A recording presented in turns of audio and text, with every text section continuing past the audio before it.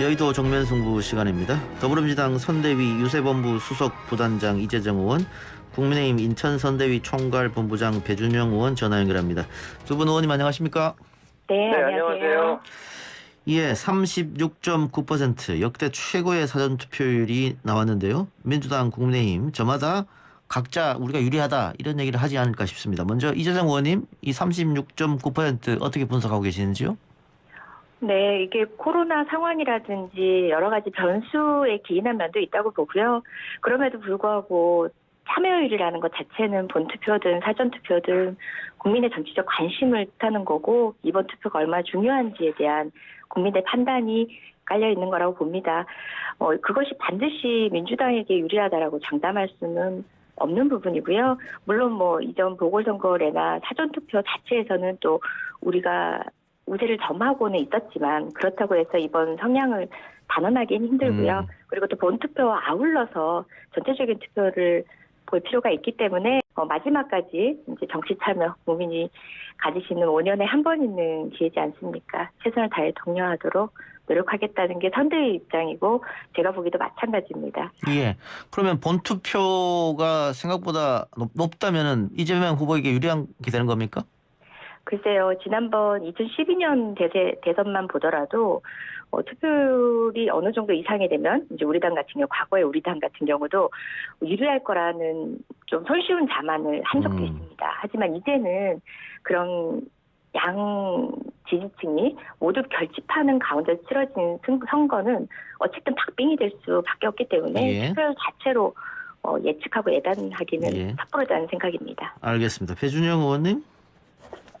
네, 제가 좀 상식 같은 말씀을 드려야 될 텐데요.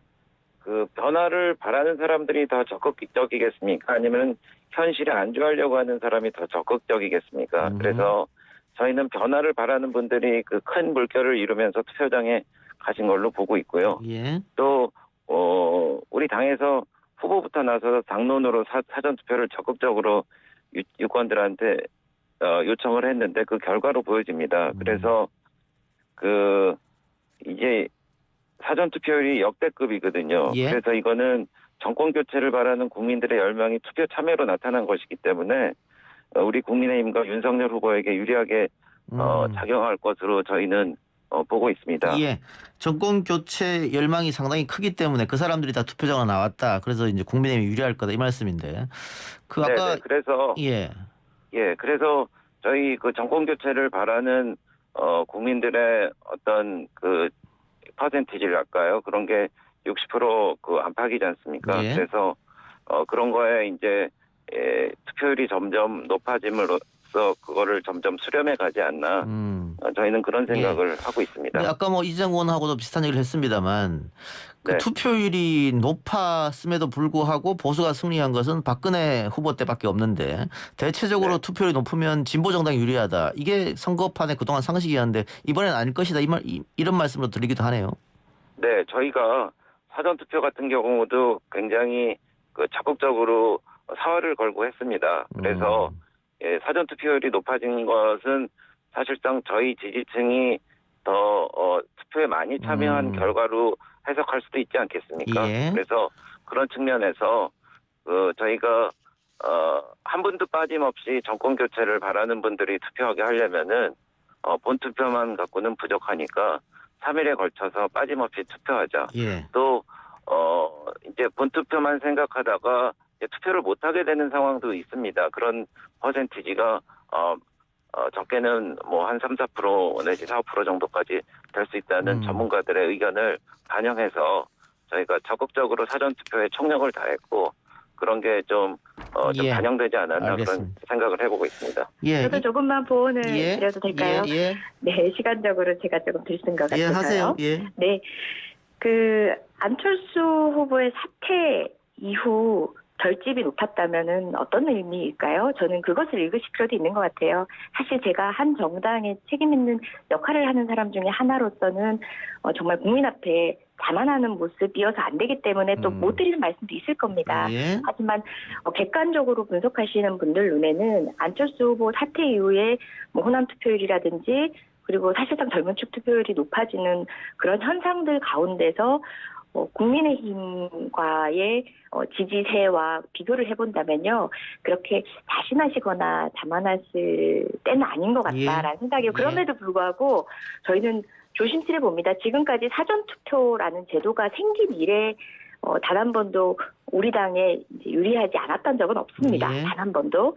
그럼에도 불구하고 국민의 투표 현상이라는 것에 대해서 정치권이 이제 종래의 어떤 셈법으로 섣불리 분석하는 것은 지금도 지양해야 된다는 생각입니다. 알겠습니다. 자, 호남 지역이 사전투표율이 상당히 높았고 반면에 대구가 최하위를 기록했는데 사전투표율이 끝에서 두 번째이지요.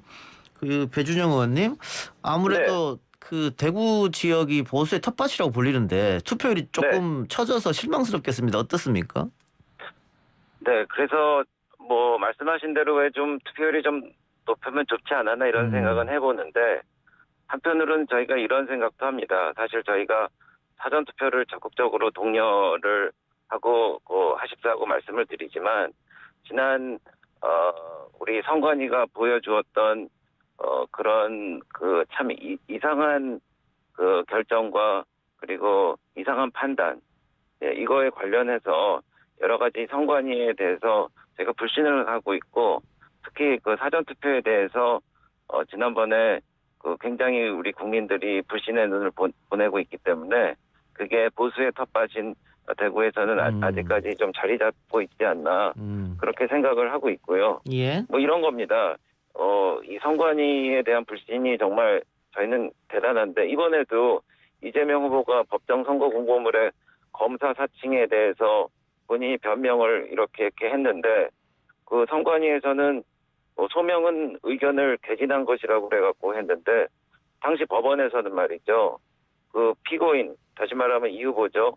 PD와 공모의 검사의 자격을 사칭하여 그 직권을 행사한 사실을 넉넉히 인정할 수 있다라고 판시를 했는데 이렇게 선관위에서 무책임한 태도를 하고 이렇게 그 불균등하고 편파적인 어떤 판단을 하니까 대구 민심은 아직 이 사전투표를 믿을 수 없다 뭐 이렇게 생각하지 않았나 생각을 하고 있습니다. 본투표에서는 올라올 것이다 투표율이. 네 그렇습니다. 그래서 저 같은 경우에도 지역이 조금 보수적인 지역이 있고 또 안 그런 지역이 있는데 본투표를 하신다는 분들이 굉장히 많아서 대구도 아마 그런 생각들 때문에 사전투표율이 좀 낮은 걸로 저희는 그렇게 보고 있습니다. 알겠습니다.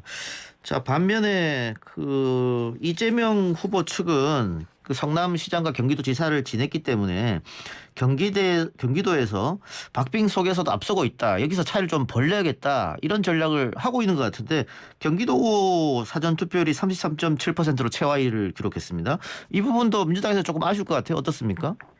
네, 아까도 말씀드렸다시피 투표율 자체에서 이제 결정적인 어떤 해석을 해서 단언하기는 힘들 것 같고요.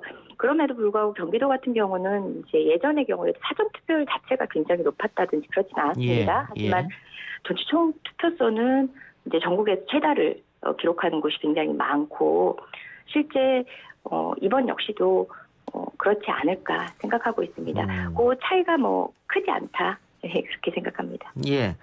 자, 배준영 의원이 아까 그 사전투표에서 혼선이 있었던 점을 지적해 줬는데 민주당도 이 사전투표 논란에 대해서 항의도 하고 재발 방지 대책을 촉구했습니다. 이게 5년에 한 번 있는 대통령 선거에서 이 실수라고 한다면 너무 어처구니 없는 게 아니지 않느냐. 네, 법원이든 검찰이든 선관이든 간에 그 잘못의 크기로만 있는 것들이 아니라 그 권력에 행해지는 다른 건들에까지도 국민적 불신을 불러일으킬 수 있는 거죠. 특히 이번 사안의 행정의 미숙함, 실수만이 아니라 전체적인 선거의 공정성을 국민 문제 제기할 수도 있고 불신을 보여줄 수 있다는 건 너무나 안타까운 일이거든요.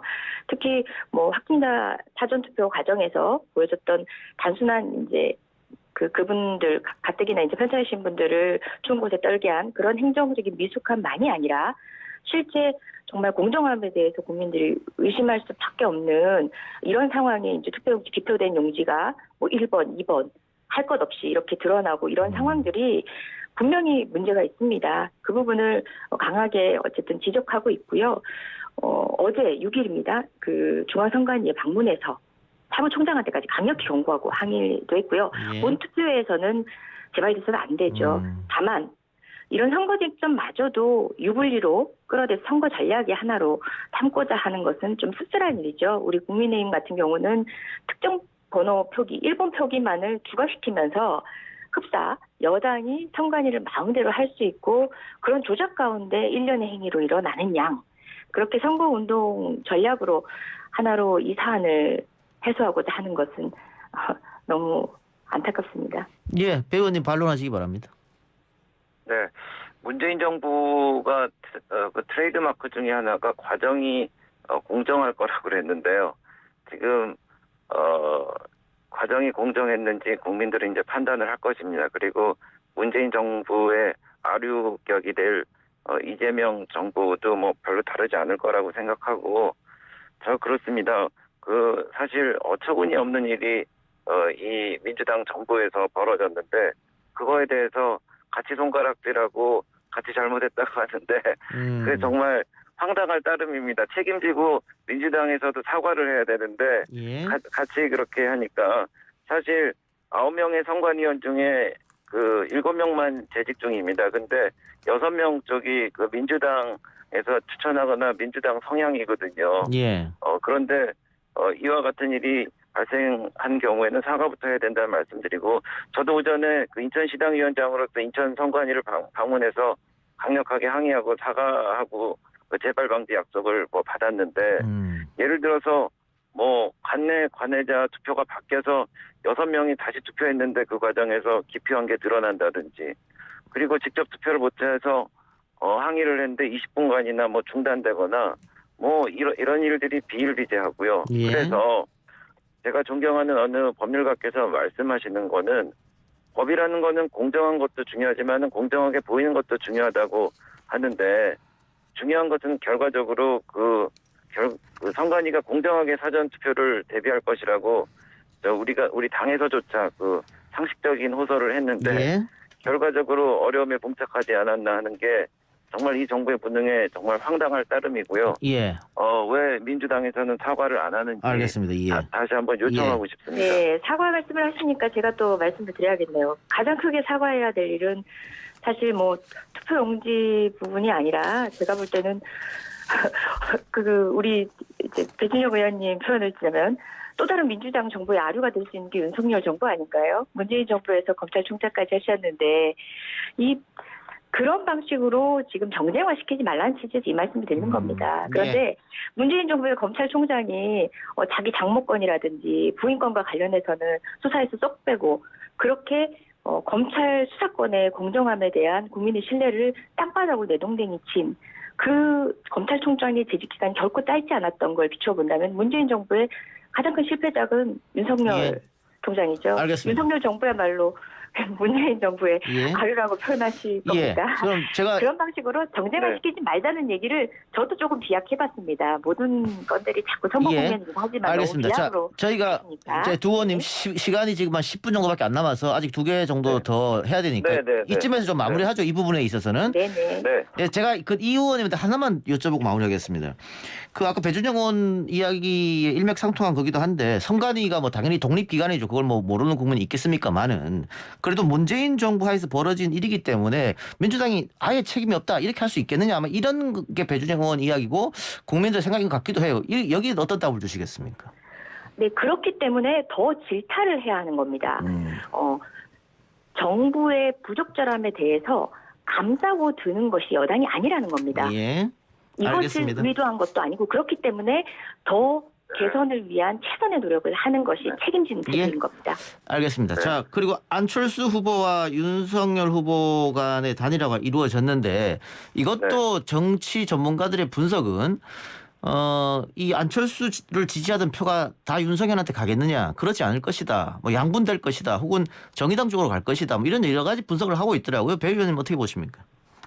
네, 먼저 숫자로 좀 말씀드리겠는데요. 그 여론조사들을 보면 대체적으로 안철수 지지층의 정권 교체 여론이 한 70% 안팎이었습니다. 정권 유지가 한 한 25% 내외였는데요. 그래서 이거는 뭐 산수 같은 얘기죠. 이 지지자들이 어디로 갈지. 그리고 안철수 후보가 지난 5년간 말씀하신 일관된 에너지 메시지는 그 현 정부의 내로남불을 공격하고 정권 교체를 외친 것입니다. 그래서 지난번에 송영길 대표가 같이 하자 그러니까 그러면 문재인 정권을 함께 심판하겠다는 뜻이냐 그렇게 말씀하셨고 또 그 정치 인생에서 가장 후회되는 일이 문재인 대통령에게 대선 후보 자리를 양보한 것이라고 말씀을 하셨습니다. 근데 그렇기 때문에 우리 안철수 후보의 이런 메시지를 중심으로 지지자들이 저는 모였다고 생각을 하고 그 구심력이 뭐 어디 따로 가지는 않을 것 같다는 게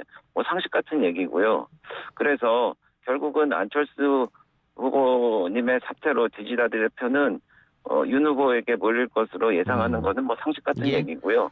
그래서 안 후보와 윤 후보의 단일화로 인해서 중도층과 부동층의 표심도 윤석열 후보에게 당연히 갈 것입니다. 예.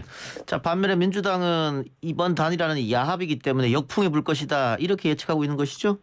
네, 역뿐만이 아니라 뭐 단순한 분석을 하더라도 안철수 후보가 그간 윤석열 후보와 차별점을 두면서 걸어온 나름의 정치 역정이 있는 거고 또 윤석열 후보가 기대고 있는 정당이 국민의힘이었을 때 안철수 후보가 단순히 날선 단어를 썼다가 아니라 국민의힘이나 윤석열 후보를 바라보는 불신의 언어들이 사실은 지금 단일화 이후에 시너지 효과를 낼 만큼의 고스란히 그 포인트가 이전될 만큼의 효과를 기대할 수 있는가 의문이라는 생각이 들고요.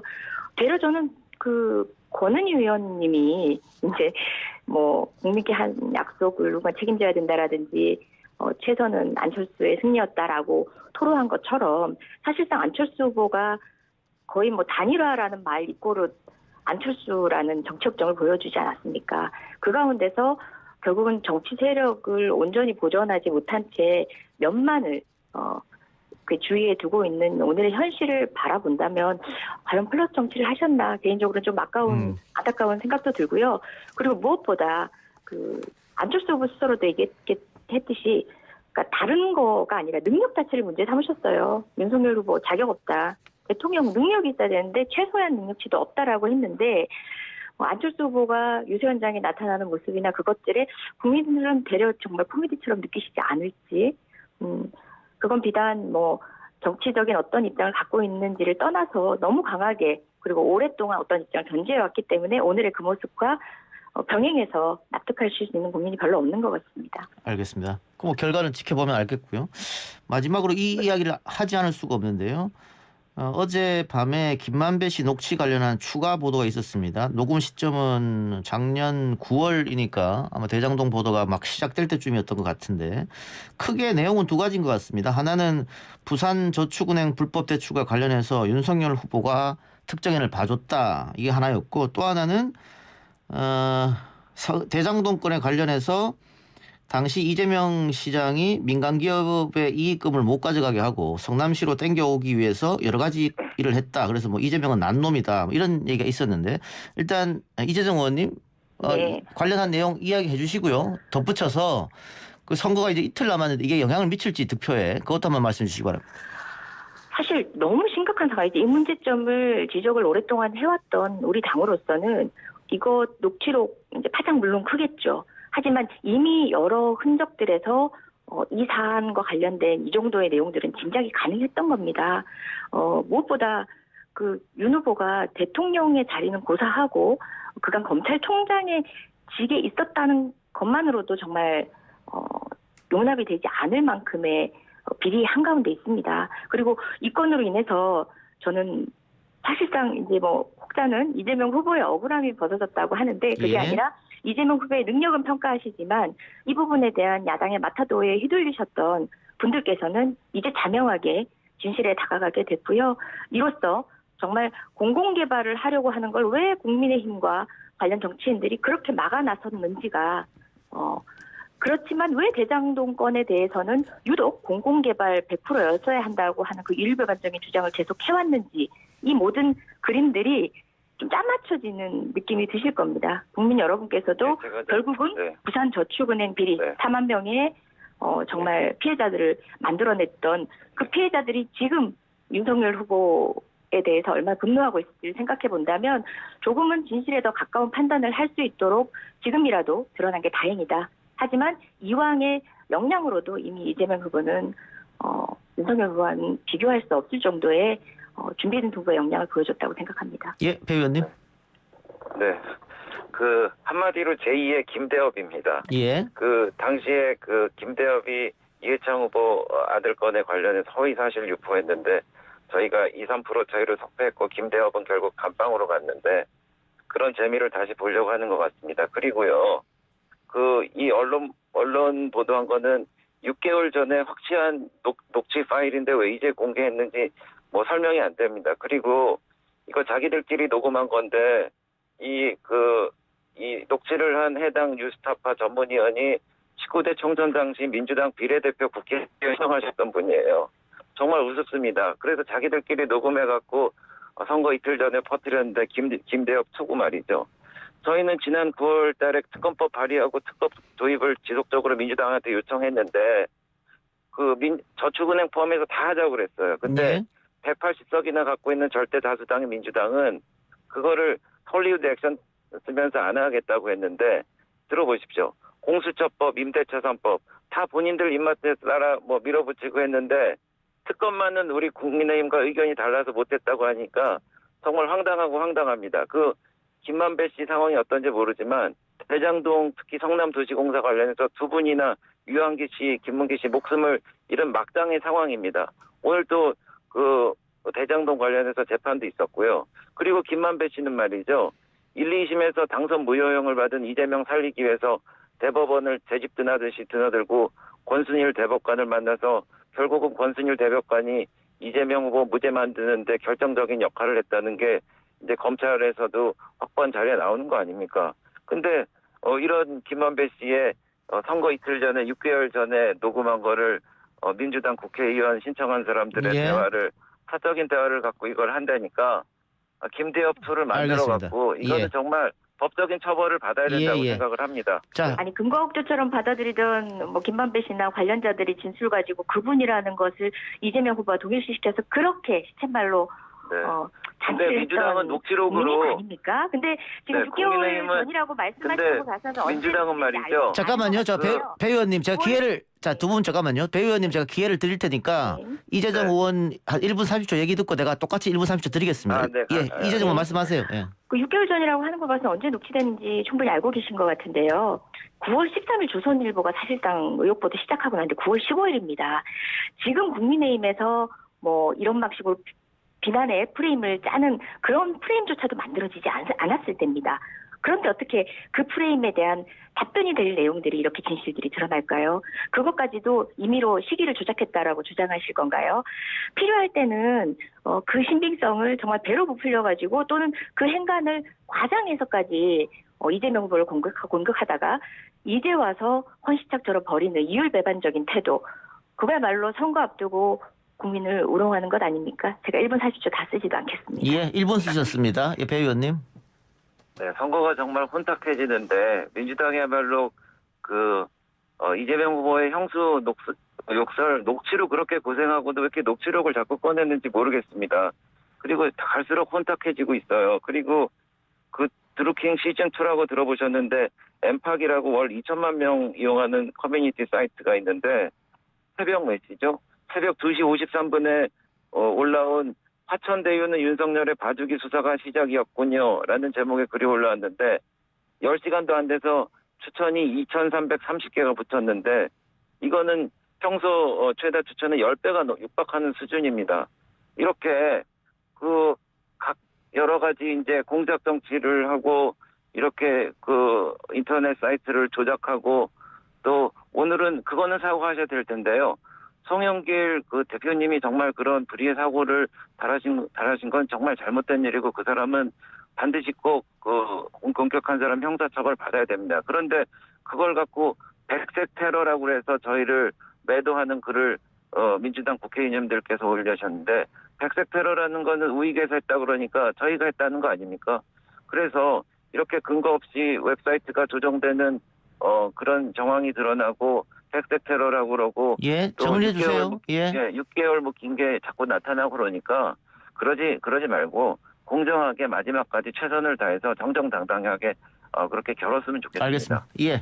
자, 그러면 제가 배 의원한테 하나만 여쭤보겠습니다. 그 결국은 조작과 공작이라는 주장이시잖아요, 이 녹취록이. 근데 네, 그렇습니다. 예, 그 민주당과 그러면 언론사가 손잡고 했다는 건데 민주당이 조작과 공작을 하려면 사전 투표 전에 하지 않았을까요? 왜 지금 이 시점에 했을까요? 사전 투표는 지금 반도 안 했습니다. 네, 그러니까 그러니까 선거에 영향을 미치려면 사전 투표 전에 네. 공작을 하지 뭐하러 지금 이 시점에 발표를 했느냐. 그게 의심이 들어서 여쭤보는 거예요. 네, 선거 전전날이 가장 중요한 시점이 아닐까 싶고요. 지금 시점이 그리고 이거는 예. 완전히 거짓말이기 때문에 그 섣불리 그거를 확신하고 그것을 내놓았다가 검증받게 되면 어떡합니까? 아하. 그래서 근데 그거는 저희가 알 수가 없죠. 예, 그렇지만은 6개월이나 지난 다음에 이틀 전에 내놓고 그게 그렇게 수상한 사람들의 사적인 대화를 그렇게 공론화하는 것 자체는 국민들이 이해할 수도 없고 예. 용납하지도 않을 거란 얘기입니다. 알겠습니다. 두 분 이제 마치셔야 되는데요. 자, 지금까지 두 분 이제 마지막 방송이니까 대선 전에 네. 두 분 그동안 고생하셨다고 제가 한 말씀 좀 올리고요. 예. 네. 선거 끝나면 한 잔 푹 주무시기 바랍니다. 네. 그동안 못 자는 잠 좀 주무시고 건강 관리하시고요. 두 분 말씀 네, 네. 올려서 마무리하겠습니다. 고맙습니다. 네, 감사합니다. 고맙습니다. 지금까지 국민의힘 배준영 의원, 더불어민주당 이재정 의원과 함께했습니다.